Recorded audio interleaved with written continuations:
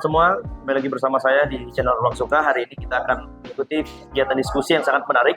Ada Prof. Denny di dalam berbicara terkait pemilu dan Pilpres 2004 antara ada dan tiada. Kita akan mengikuti kegiatan tersebut sampai selesai. Kebetulan hari penyelenggara dari acara ini adalah Detik Indonesia dan Pacific Resort. Stay tune terus di Ruang Suka.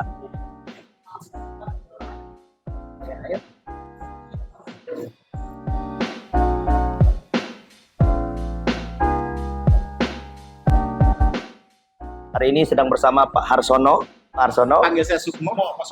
Pak Sukmo adalah duta Panama ya. Ya, selain itu juga beliau saya hadir sebagai politisi Partai Bulan Bintang. Oke. Ini berbicara terkait pemilu ya Pak ya. Ini antara ada dan tidak ada. Bapak terkait bagaimana perspektif Bapak melihat hari ini ada indikasi akan diadakan secara tertutup gitu. Apakah setuju atau kalaupun setuju kenapa gitu Pak? Pemilu proporsional tertutup ya? Iya. Ya, jadi begini. Sistem yang dibangun sekarang ini semua mengatakan bahwa terjadi penurunan dalam kualitas anggota DPR. Iya. Dilihat dari hasil undang-undangnya. Baik. Tetapi mereka tidak konsisten. Kalau mereka semacam itu, berarti kualitas menurunnya anggota DPR ini tidak terlepas dari sistem proporsional terbuka. Baik. Karena yang duduk dari mereka tidak dilihat dari unsur kualitasnya, tapi dari popularitas yang dibangun oleh uang, kuantitas, oleh biaya pemilu yang sangat besar. Baik. Nah, kalau memang mau berangkat dari situ, maka kembali kepada sistem proporsional tertutup. Karena dengan proporsional tertutup, orang-orang yang kita pilih untuk jadi caleg, ketika kita tanya begini, misalnya saya katakan tadi, misalnya ada Profesor Denny, saya katakan, Prof. Denny, mau nggak jadi caleg Partai Bulan Bintang? Banyak yang mengatakan, waduh saya nggak punya modal, wah saya perlu modal sekian M. Kenapa? Karena mereka takut untuk bersaing menggunakan sistem proporsional terbuka. Nah, maka Partai Bulan Bintang menganggap sistem proporsional tertutup adalah sebuah pilihan. Agar orang-orang hebat seperti Prof. Denny, orang-orang berkualitas yang lainnya yang tersebar banyak di negara ini, mau menjadi caleg tanpa ketakutan soal biaya, maka proporsional tertutup sebagai sebuah pilihan. Dan itulah pilihan Partai Bulan Bintang untuk memperbaiki kualitas DPR RI. Berarti Pak Sukmo setuju? Saya setuju. Apakah menurut Pak Sukmo ini melanggar konstitusi? Tidak ada ini dilanggar sebagai sebuah usulan dan ini sebuah wacana. Kecuali kalau kemudian sistem ini dipaksakan dengan cara menabrak undang-undang. Kan ini prosesnya melalui judicial review di MK.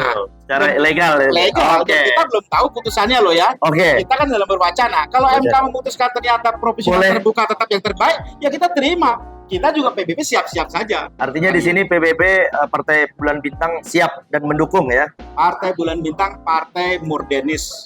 Siap. Partai Islam garis tengah yang selalu mengandalkan perdebatan intelektual di dalam memperbaiki negara ini. Jalurnya selalu konstitusional. Baik, terima kasih Pak Sukmo dari PBB. Sebagai apa Pak? Saya sebagai Wakil Ketua Umum Partai Bintang nonaktif. Terima kasih Pak Sukmo. Sehat selalu Pak Sukmo. Siap. Baik, hari ini kami sedang bersama Prof. Indrayana, pakar hukum tata negara. Hari ini kita sedang berada di diskusi pemilu atau Pilpres 2004 antara ada dan tiada. Izin Prof, kita akan bertanya bagaimana Prof tadi diskusinya, apakah Prof setuju dengan adanya rencana pemilihan secara tertutup? Apakah Prof setuju atau tidak gitu? Saya memandang setiap pemilihan sistem pemilu itu ada kurang dan lebihnya. Tetapi saya lebih memilih sistem pemilihan presiden langsung oleh rakyat, bukan oleh MPR. Saya lebih memilih sistem pemilihan kepala daerah langsung oleh rakyat, bukan oleh DPRD. Saya lebih memilih sistem proporsional terbuka, di mana kita memilih caleg namanya langsung, bukan tertutup yang hanya memilih partai. Kenapa demikian? Karena kita sebagai rakyat kemudian betul-betul punya kedaulatan. Kita milih presiden langsung. Kita memilih gubernur, bupati, wali kota langsung. Artinya terbuka gitu Prof. Kita memilih anggota parlemen namanya langsung. Sehingga relasi itu lebih dekat, relasi lebih punya hubungan akuntabilitas yang lebih jelas timbang kita memilih hanya anggota MPR yang memilih presiden, hanya anggota DPRD yang memilih gubernur, hanya partai yang kemudian menentukan siapa yang anggota parlemen. Jadi bagi saya sih pemilihan sistem proporsional tertutup itu kembali menegakkan atau menegaskan karakteristik otoritarian Orde Baru yang lama kita tentu jangan kembali lagi lah Oke. ke zaman yang Seperti dulu ya, Prof ya. Iya, seperti dulu. Artinya- yang terbukti tidak juga membawa anggota parlemen yang berkualitas kan? Ya. Gitu. Izin Prof, apakah menurut Prof ini melanggar konstitusi gitu? Jika diadakan secara Kalau secara hukumnya dalam Undang-Undang Dasar memang tidak ada sistem pemilu legislatif kita yang digariskan apakah tertutup, apakah terbuka, itu disebut dengan open legal policy. Artinya diberikan keleluasan kepada pembuat undang-undang, Presiden dan DPR untuk menentukan sistem pemilu. Tapi lagi-lagi, bukankah dalam putusan 2008 MK nomor 22/24 itu sudah memutuskan sistem proporsional terbuka. Sehingga ada baiknya MK tidak kemudian masuk ke dalam proses pembuatan legislasi yang merupakan kewenangan Presiden dan DPR. Bukan kewenangan MK untuk menentukan sistem pemilunya apa. Gitu. Baik Prof, terima kasih banyak Prof Sama-sama. Indrayana. Terima kasih atas kesempatannya. Dan Prof, Sama-sama. terima kasih. Terima kasih banyak.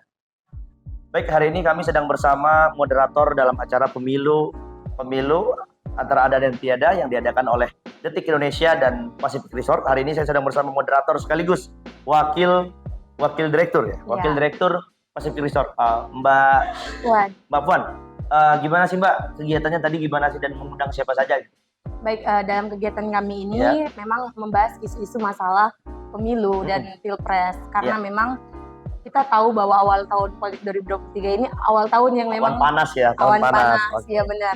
Dan kami juga mengundang beberapa pemateri dari pakar hukum tata negara, ada dari guru besar dari Universitas Nasional Jakarta, kemudian ada dari lembaga survei yaitu Mas Toto sendiri.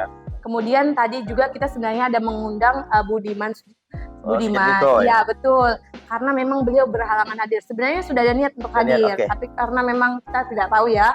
Mungkin beliau ada halangan lain. Benar, sehingga beliau hadir. Kemudian ada juga Pak Viva Yoga. Tadinya mau datang, tapi memang berhalangan hadir. Nah di sini memang kegiatan kita itu untuk memberikan edukasi kepada masyarakat, baik itu aktivis, untuk aktivis mahasiswa pemuda dan dari elemen-elemen lainnya. Ya betul. Oke, baik Mbak. Ya kan diskusinya kan mengadakan Pacific Resort dan Detik Indonesia. Kalau di Pacific Resort sendiri nih, apakah setuju dengan rencana yang akan diadakan pemilu secara tertutup? Setuju nggak sih? Oh iya, baik.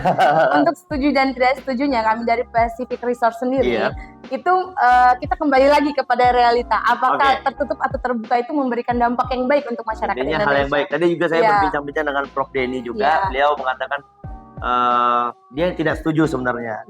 Tapi jangan sampai tertutup ini seakan-akan jadi orde baru. Cuman tadi juga ada beberapa pembicara dari siapa ya? Panorama dari kedutaan Panama City. Panama City. Beliau mengatakan beliau orang PBB juga kan.